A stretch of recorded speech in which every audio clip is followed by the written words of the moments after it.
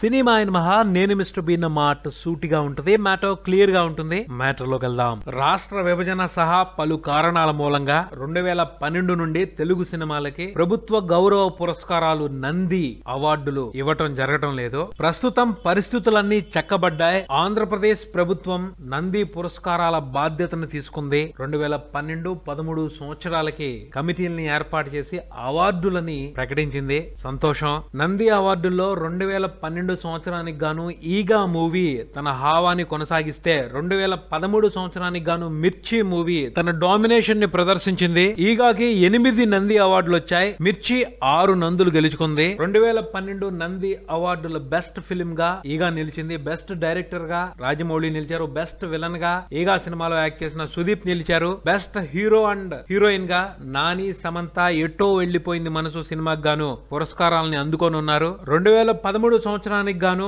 Best film గా మిర్చి నిలిచింది. బెస్ట్ యాక్టర్ గా తొలి నంది అవార్డు ని ప్రభాస్ అందుకొని ఉన్నారు. బెస్ట్ విలన్ కూడా మిర్చి సినిమాలో నటించిన సంపత్ రాజ్ కి దక్కింది. 2012 సంవత్సరంలో ఈగా జ్యూరీ మెంబర్స్ ని మెప్పించడం పెద్ద ఆశ్చర్యం కలిగించలేదు, కానీ 2013 సంవత్సరానికి గాను మిర్చి మూవీ అవార్డుల కమిటీ మెంబర్స్ ని మెప్పించడం అందరినీ ఆశ్చర్యానికి గురి చేసిందనే చెప్పాలి. దానిని బట్టి అర్థం చేసుకోవచ్చు, మిర్చి ఓ కమర్షియల్ ఎంటర్టైనర్ మాత్రమే కాదు, అందులో కొన్ని ఇంట్రెస్టింగ్ ఎలిమెంట్స్ ఉన్నాయనే చెప్పుకోవాలి. ముఖ్యంగా క్లైమాక్స్, హీరో ఇంటెన్షన్, పగ ప్రతీకారాలకి చంపటమో చావటమో పరిష్కారం కాదు, మార్పు పరిష్కారం అని చూపించటం ఈ సినిమాని ఉత్తమ చిత్రంగా నిలిపింది అనుకోవచ్చు. అలానే ప్రభాస్ కి బెస్ట్ యాక్టర్ అవార్డు ఇవ్వటం కూడా ఆహ్వానించదగ్గ పరిణామమే. మిర్చిలో ఫెంటాస్టిక్ పెర్ఫార్మెన్స్ ఇచ్చాడు, మర్చిపోలేం. ఆ పైన అలియాస్ జానకి సినిమాకి గాను దర్శకుడు దయాకి ఉత్తమ దర్శకుడిగా నంది పురస్కారాన్ని ప్రకటించారు. ఈ మ్యాటర్ ని బట్టి అర్థం చేసుకోవచ్చు, జ్యూరీ మెంబర్స్ అవార్డుల విషయంలో చాలా వరకు ట్రాన్స్పరెంట్ గా ఉన్నారని.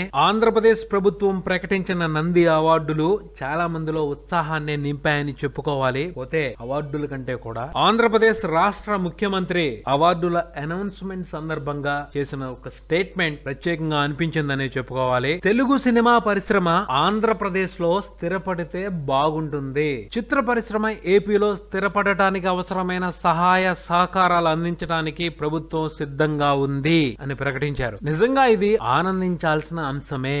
ఆల్రెడీ తెలుగు సినిమా పరిశ్రమ హైదరాబాద్ లో చాలా స్ట్రాంగ్ గా పాతుకుపోయి ఉంది. స్టేబుల్ గా ఓ లెవెల్లో ఉన్న పరిశ్రమని అక్కడే ఉండనివ్వండి, అక్కడున్న వాళ్ళు ఇక్కడికి తరలి రావాల్సిన అవసరం లేదు. కానీ ఆంధ్రప్రదేశ్ లో కూడా కొత్తగా సరికొత్తగా సినిమా పరిశ్రమ ఏర్పడటానికి అవకాశం ఉంది.